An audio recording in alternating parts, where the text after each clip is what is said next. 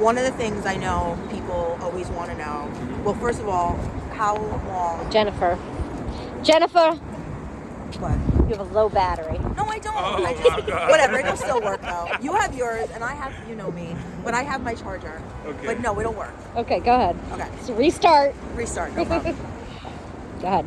Okay. So how long were you outside? Like, how long were you living outside? On and off, I've been outside on and off since 2014, around 2013, early 2014. So On and off. 12 years. Yeah. Without like Yeah. permanent housing. Yeah. Yeah. What was like the longest stretch of time you were out on the street? The beginning, it was like me and Sarah was out here for like 5-6 years straight. Wow. Yeah, in the beginning. That's when we started meeting more people. Yeah. We started getting bouncing around trying to, because Sarah came on a visiting visa. Mm-hmm. So technically Came she from wasn't France. supposed to be living here, so Right. they wouldn't accept Sarah in the shelter. Okay. So when I had met Sarah at the time, I kind of was purposely out here. I was going through my own thing. That's when my son passed away when he was 4 months. And I didn't want to be around family because I had my things with that.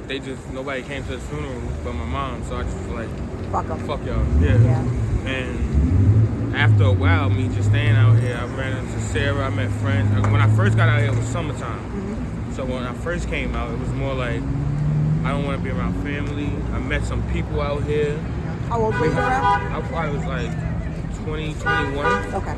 I met some people around here, and we just camped out for like a week. And then after a while, I got comfortable out here. It was like I started meeting people. I was single at the time. I was meeting women, just going around, just doing me at the time. Right. And after a while, you live like that. You lose everything you have when you don't really have nothing. Because I was coming from the shelter from the beginning.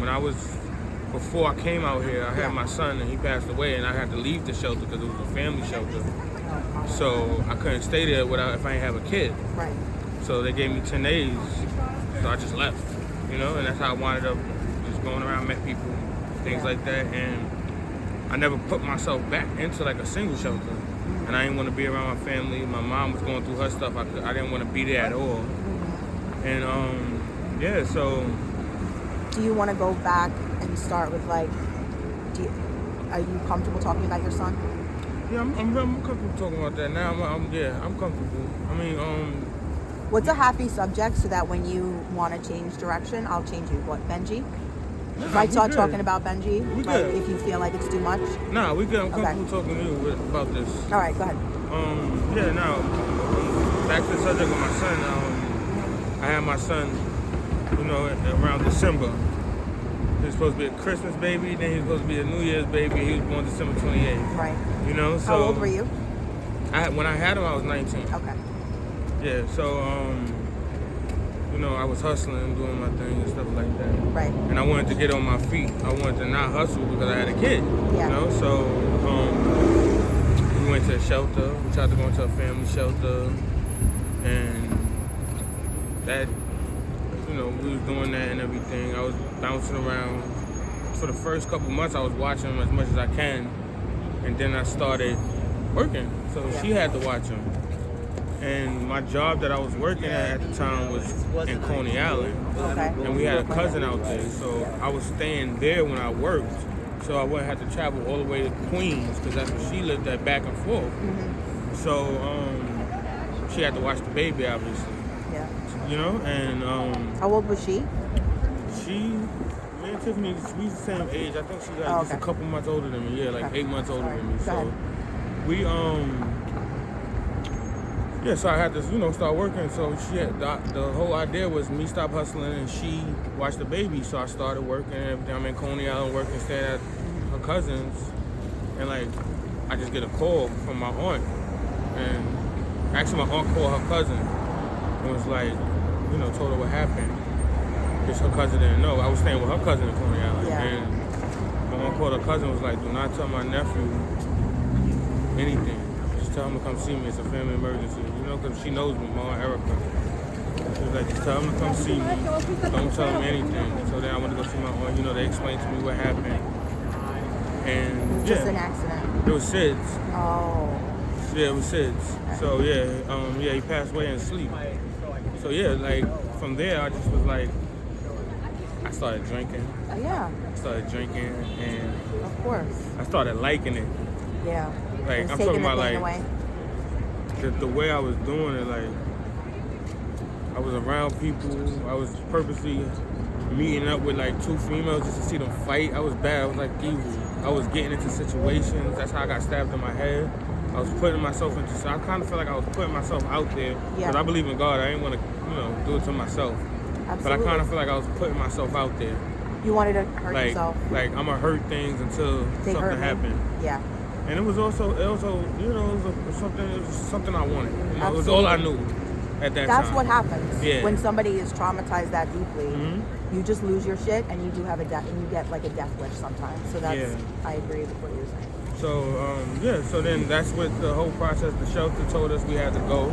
Okay. All right. And we Because separated. you were there because you had a family. Yeah. And then when you didn't. Yeah. So wow, that's pretty fucking traumatic. Yeah, they give you 10 days. Right. Okay. Yeah. So you have your trauma of your life, and you have now 10 days Yeah. Can you, I'm Pretty sorry, fucked can you up. say that again? So you had How 10 many days? They 10. give you 10 days. They give you 10 days. I just left. Of I didn't course. want. Fuck 'em. Honestly, Yeah. my mom was. I was gonna hurt her because I didn't understand how the hell I just started working and that happened. So Right. my mom was there. I was Yeah. that far gone. I was like, "Did you do something?" Right. Well, you 'Cause- probably wanted someone to blame. Yeah, I just didn't know what to do. Yeah, so That's what we do. As I had to just separate myself away from her completely. Yeah. And I came out here. Like I said, I was out here. I was like free. And I wasn't around people asking me every day, "Are you okay?" Right. and bringing it up every day. Yeah. So that's kind of another thing about it. And yeah, I got comfortable. I got with a crew. It was like 8 of us. Okay. And we used to watch each other back. It was like family, better than family I ever had at the Right. time. So That makes a lot of sense. yeah, we used to hang out originally on 28th and Park. That's where I met everybody. It's by the Okay. McDonald's. There used to be a phone booth there. That's how long ago it was. It's not Oh, there no wow. more. Okay, It was yeah. a double phone booth there in front of McDonald's. And I used to sit in the phone booth right there and sit out there. And at first I was hustling cigarettes and still selling drugs a little bit. And then it just, out here, it wasn't the same as in the hood when I was making money. And then I met people, and one day I was out here and I met this guy named Yaya. Okay. That's what happened. And I was hungry. I didn't know how to get food. Yeah. And when you from a certain neighborhood, you can tell they're looking for like when they hungry and they about to do something. I was young. That's when I was in shape. I was Yeah. out here like, Yeah. and Yaya saw me and he was sitting in front of McDonald's. That's why I started sitting over there. He was like, "Yo," and I saw him a few times. It's crazy, but he was like, "Come here, youngin." He was like, "Yo, if you want to eat or if you need something, like I can show you. I can put you on how to make money, and you won't get in trouble. Like you won't go to jail. Yeah. You can make money and get food." And he told me, "Sure." He's like, "Sit right here for like a half an hour and just tell people, yo, listen, we just help you grab something to eat. I guarantee you gonna get food." Okay. And I sat there for like an hour. Just making sure no dog coming for Benji. I sat there for like an hour. Little one. Oh, yeah, there's a little one. And Okay. I was able to come up, stay there. I was able to get food and like $40 and a meal. Stay. It's like he taught you that. And then I was like, all right, cool. So if I ever need something to eat, at least I ain't got to do nothing crazy. Right.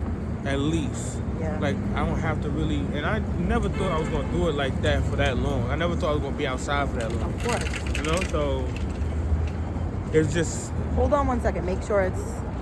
Stop it for a second. yeah, maybe